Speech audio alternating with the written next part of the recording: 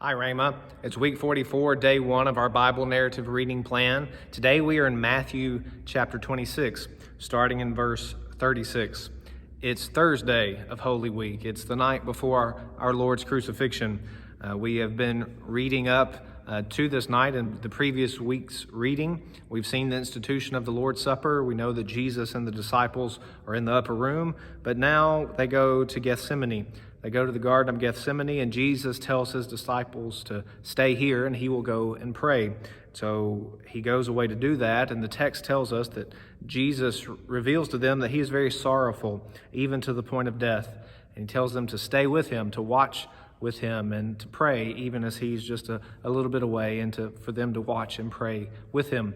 Our Lord is filled with great sorrow. He knows the wrath that is about to be poured out on him on the cross, the wrath of the Father against all sin. Jesus is bearing that on himself, and he knows what is about to come, yet he's willingly entering into this. So he goes away to pray to the Father, and as you're probably familiar with these verses, he says, Lord, if there's any other way, Father, if it would be possible for any other way to let this cup, the cup of God's wrath, to pass from him, he says, nevertheless, not my will, but thy will, your will be done, Father.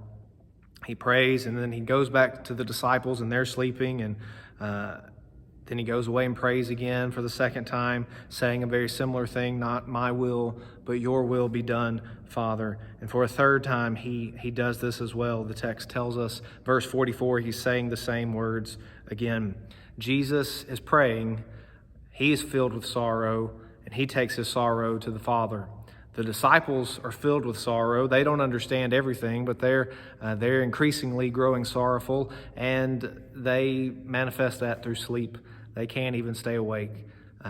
But now the time comes for them to go away. Jesus says, verse 46, rise, let us be going. See, my betrayer is at hand. Verse 47, immediately, while Jesus is still saying this, Judas shows up. Judas is leading a mob of citizens, people from the temple, and also soldiers. If you read all 4 Gospels, you see this is a large mob. There's lots of different kinds of people here. It's not just a police force that has arrived to arrest Jesus.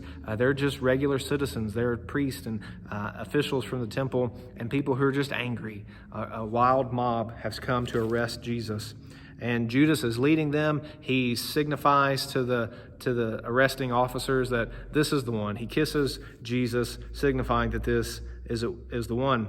But verse 54 tells us something important. Even as you read all the events, verse 54 says, but how then should the scriptures be fulfilled that it must be so? And then again, verse 56, that the scriptures of the prophets might be fulfilled.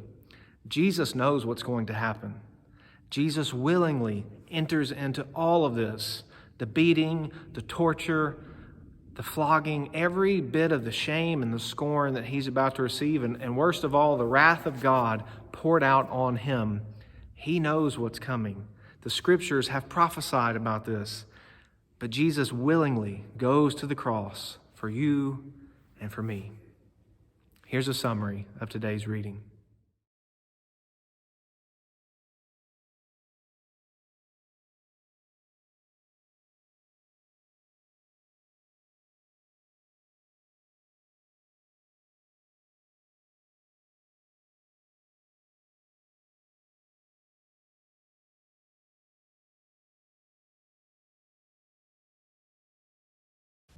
For more information, go to tunemyheart.org.